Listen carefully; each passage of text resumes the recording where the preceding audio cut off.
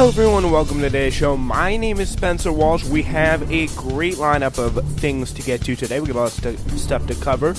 On today's show, Donald Trump dismisses his own government's devastating climate change report as a hoax, as his government works to sweep it under the rug as much as humanly possible. Humira costs thousands more in this country than others. We'll take a look at some of the stories, the horrific stories about that.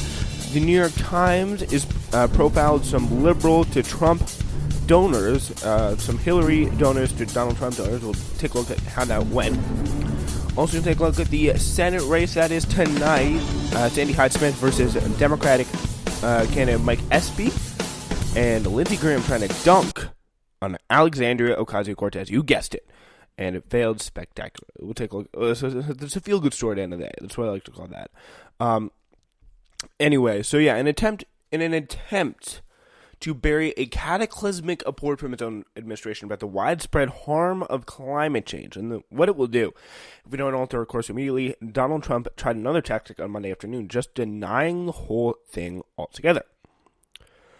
Before flying to Mississippi for his first of two rallies today, he was doing like a morning show. He was doing a all ages admitted show and then a plus 21 show. Pretty much, he was doing two rallies, which is incredible for Senator Cindy Hyde-Smith.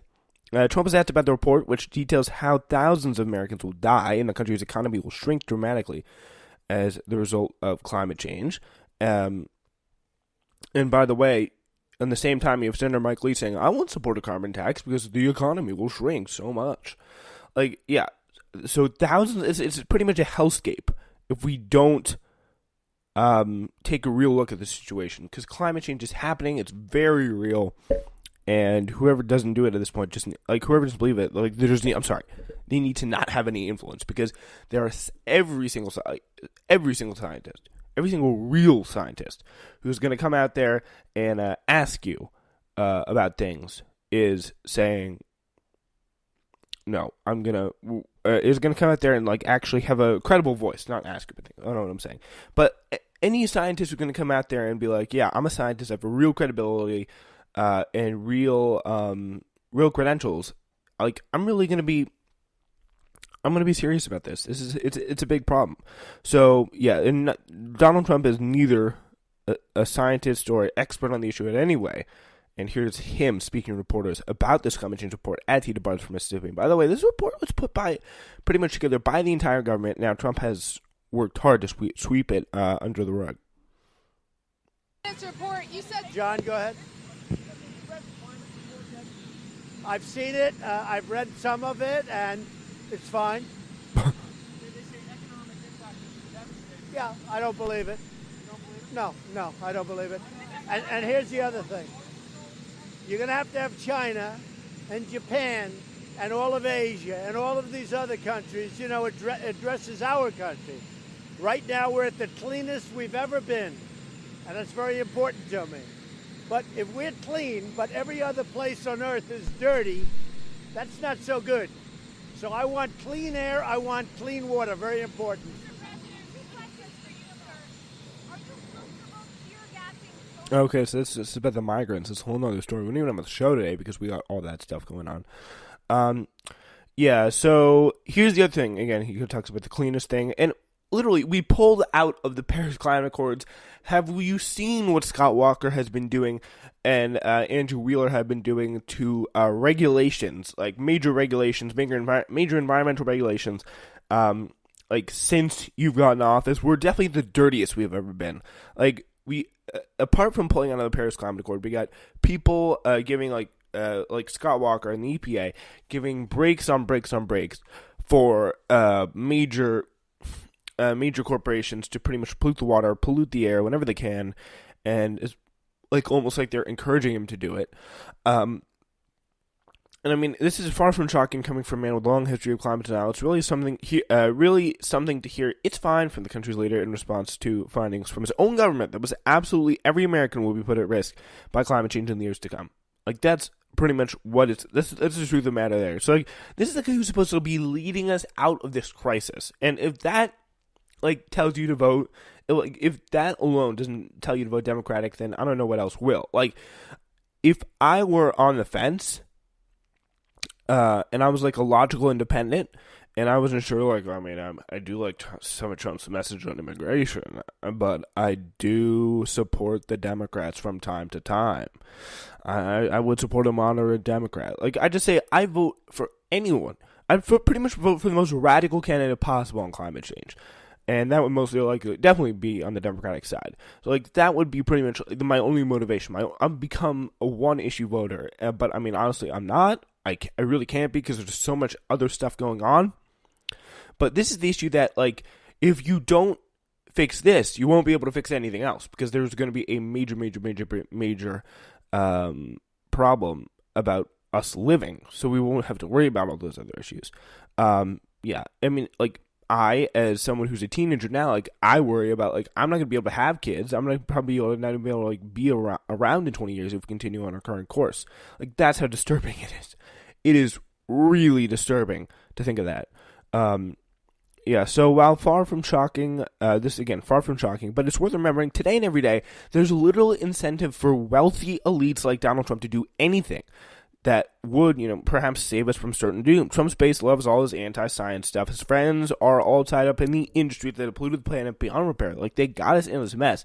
And as ever, poor people and communities of color will be hit the hardest by every climate-induced tragedy.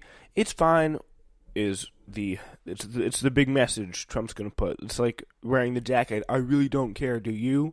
Like, that's the Trump. Like, he may as well have been wearing the exact same jacket. He could have just turned around when the reporter's asking questions and just popped out that jacket and be like, okay, that's my message on that front. Like, we're good here. Yeah, because that's really what the situation is. And if you don't like having a leader that doesn't care two rips about climate change, then you shouldn't have voted for him. If you did, that's your problem. And if you didn't, then you have to figure out a way to get out of this thing. Yeah, so here's a story about how the same drug is sold in two countries. It's told today by Libby Watson. She's going to pretty much lay that out for you. In one country, patients can be on the hook for $100,000 a month. In another, it costs the patient less than a night at the movies. So Humira is a drug used to treat inflammatory conditions like rheumatoid arthritis and Crohn's disease by helping patients ease the pain from their inflamed joints or painful sores by plaque psoriasis. So it's the best-selling prescription drug in the world with $18 billion in sales in 2017. In the U.S., it cost the patient per year $38,000 after rebates, according to the New York Times. Jesus Christ. Without rebates, the cost is $60,000. How much the patient pays for the drug in the end depends on their insurance plan. But, I mean, if you probably have a better insurance plan, you pay less. Like, it all comes back around. You pay an insane amount. Yeah, but high drug prices, as we know, raise the price for everyone. This is the key point here. Insurers, patients, and the government. And with co-pays and deductibles, patients taking Humira easily spend $100,000 a year.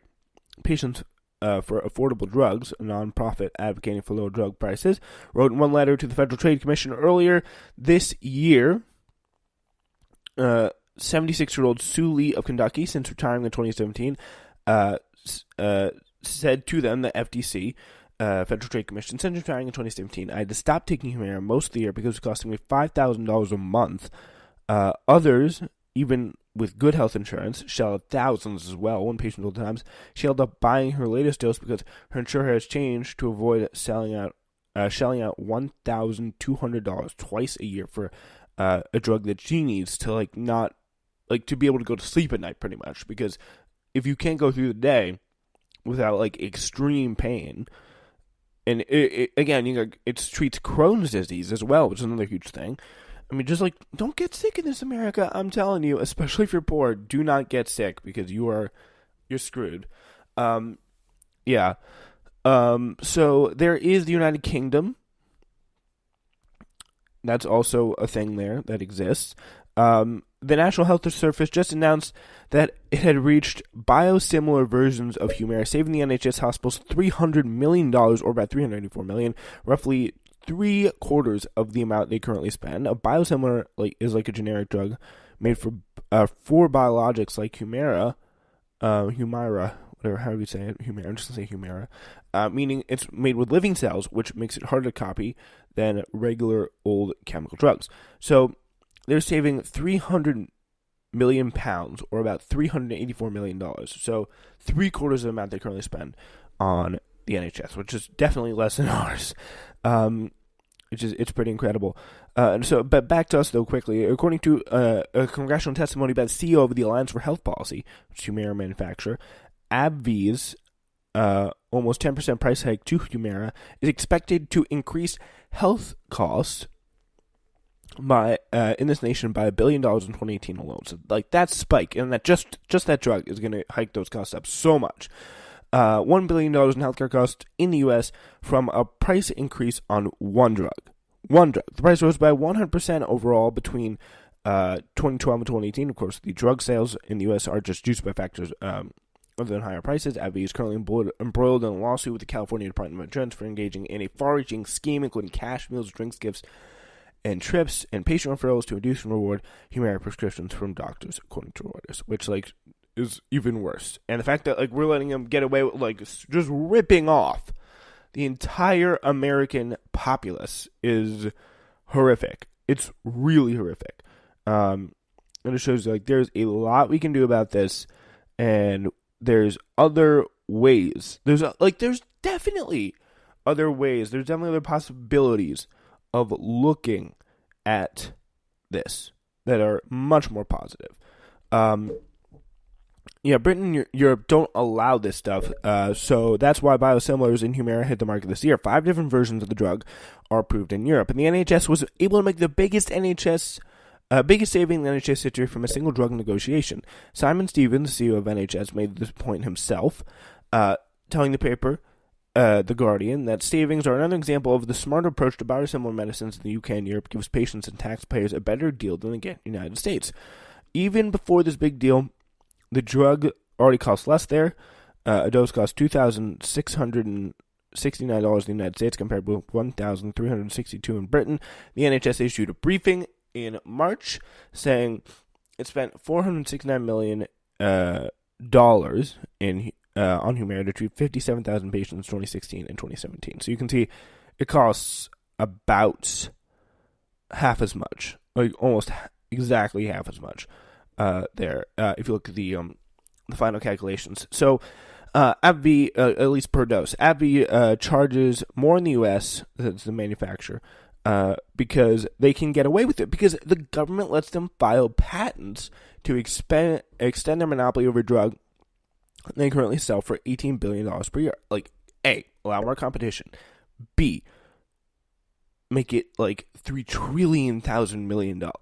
And for all those people who say, oh, we can't have any innovation, well, look what just happened. They just literally discovered a biological version of the exact same drug in Britain. I don't see us doing that here. I don't see us doing that here. And the idea you can't get innovation in America is just and anywhere else but America, I think it's just completely wrong. It's completely wrong. Because look what we see happening. There's definitely gonna be healthcare innovation in other places, maybe Asia, maybe Europe, maybe really anywhere, in America too. But if we are able to, if we weren't, everyone wasn't so crushed on trying to get medicine for their arthritis, that would be a better thing for us all. And I think it was definitely something that we can afford, and the pharmaceutical companies can definitely also afford. It's not going to put them out of business if they have to sell their drugs for a little bit less, because right now they're selling it so much over their proper setting. It's just not even funny. It's really not even funny. So so that's facts on that. And the thing is, Ro Khanna, and this is a key important note here. Ro Khanna and Bernie Sanders just introduced a bill to lower the prescription drug price, the price of prescription drugs. Highly recommend that you check that out there. I think it's going to be very, very important. Get your congressman, get your senator, get your House member